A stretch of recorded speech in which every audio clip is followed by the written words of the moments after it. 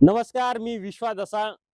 भोकरदन तालुका हा मिरचीसाठी प्रसिद्ध असलेला तालुका आहे. भोकरदन जाफराबाद तालुक्यामध्ये मोठ्या प्रमाणावर शेतकरी ही मिरची लागवड करत असतात. पण मात्र अनेक शेतकऱ्यांची कंपन्या देखील फसवणूक करत असल्याचं आपल्याला एकंदरीत अनेक वर्षापासून समोर येत आहे. यंदा चांगल्या एका नामांकित कंपनीच्या वाहनानं शेतकऱ्याची फसवणूक केलेली आहे. भोकरदन तालुक्यातील दानापूर या परिसराजवळ मधील जवळपास 8 ते 10 गावातील शेतकऱ्यांची फसवणूक केल्याचं एकंदरीत समोर आलेलं आहे. त्या शेतकऱ्यांनी भोकरदन कृषी कार्यालय या ठिकाणी येऊन आपलं मागणीचं निवेदन दिलेलं आहे. ते शेतकरी आपल्या सोबत आहेत. एकंदरीत तुम्ही एकूण मिरची किती लागवड केलेली होती? दीड एकर. बरं. दीड काय एकंदरीत या मिरचीचं काय झालंय? मी वेगळ्या-वेगळ्या कंपनीचे वेगळ्या-वेगळ्या व्हरायट्या लावल्या आहे. 3 प्रकारचे ते व्हरायटी लावल्या आहे. हां. जी लालपरी लावली आहे, हं. तलवार लावली आहे आणि त्याच्यानंतर शार्कवन पण लावली आहे. शार्कवन लावलेलं बाकीच्या मिरच्याचा माझा 2-2 तोडे होऊन गेले. हं. बाकीच्या तोड्या मिरच्याचे मला 1-1, 2-2 लाख रुपये आतापर्यंत राहून गेले. तलवार मिरचीला एक सुद्धा मिरची नाही, फूल नाही, कळी नाही. त्या मिरचीच्या झाडाला एक सुद्धा असे फूल नाहीये. हे झाड बघा. एक सुद्धा मिरचीचं झाड नाही, याला मिरची नाही, कळी नाही. या झाडाला झाले कमीत कमी 3 महिने. 23 एप्रिल या तारखेला मी मिरची लागवड केली. 23 तारखेपर्यंत आतापर्यंत या झाडाला माल निघायला पाहिजे होता. एका एकराला कमीत कमी 20 क्विंटल, 25 क्विंटल, कमीत कमी 15 क्विंटल तरी माल निघायला पाहिजे होता. या झाडाला अजून एक सुद्धा मिरची नाही. मग काय करायचं आम्ही?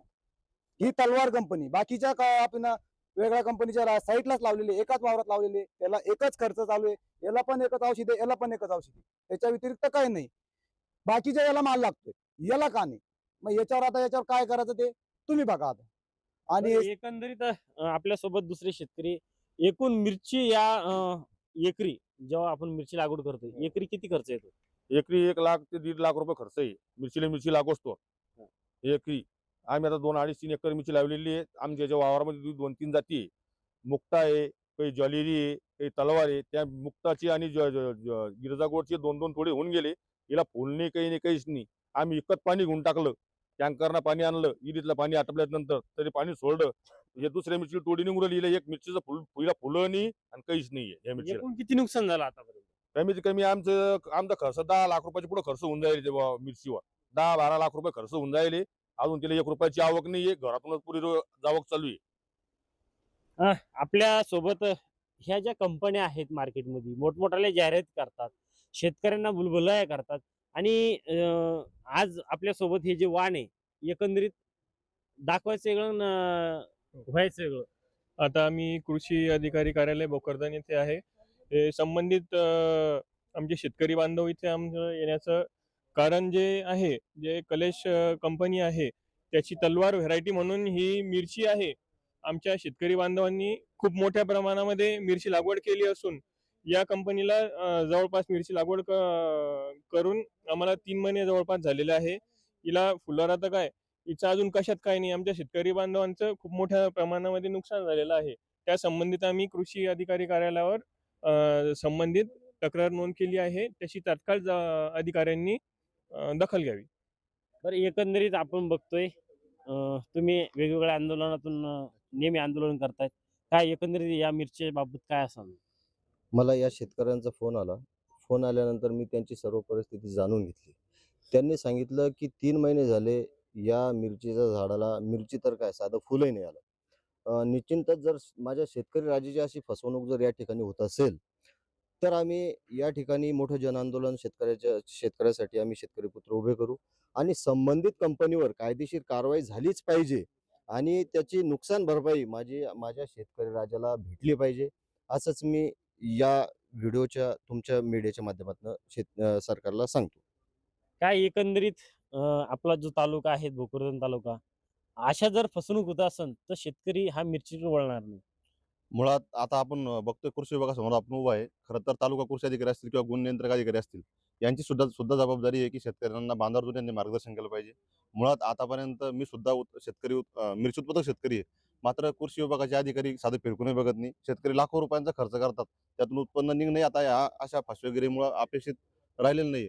मात्र तालुक्याचे कृषी अधिकारी असतील किंवा संबंधित जे अधिकारी आहे, त्यांनी कुठेतरी शेतकऱ्यांच्या बांधावरचं मार्गदर्शन करणं गरजेचं आहे. मात्र कृषी विभाग देखील याच्याकडे कानाडोळा करतोय. आणि या कंपन्या त्याचा गैरफायदा घेतात.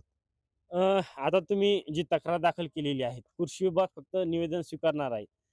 पुढली प्रक्रिया पूर्ण न्यायालयीन प्रक्रिया तुम्हाला करावं लागणार आहे.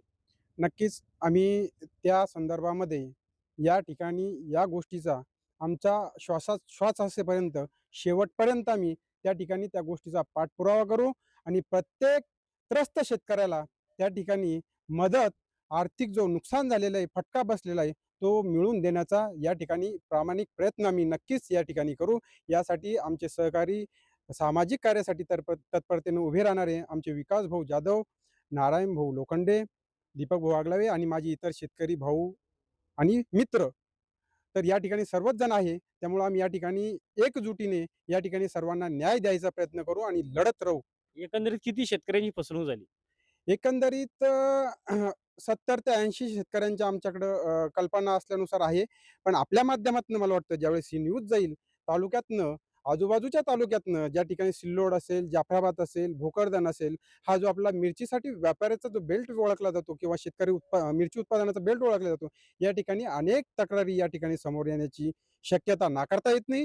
त्यामुळं ज्यांच्या त्रस्त शेतकरी आहे, मी आपल्या माध्यमातून विनंती करतो, की त्या सर्वांनी समोर येऊन वैयक्तिक या ठिकाणी तक्रारी द्यावे आणि आपण त्या ठिकाणी आपलं आर्थिक नुकसान झालेलं आहे त्याची मागणी करावी. एकंदरीत आपण बघू शकतो की हे वांझोटं वाहन आहे. सरकार आता वांझोट्यासारखंच करतंय.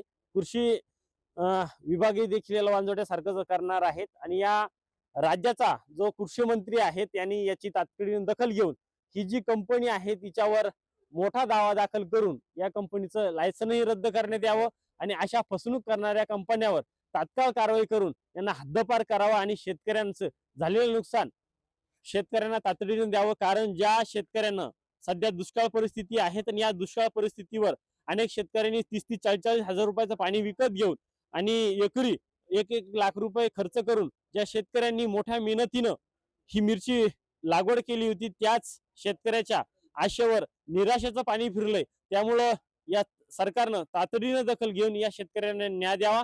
मी विश्वास दसाळ, मराठवाडा मीडिया, भोकरदन.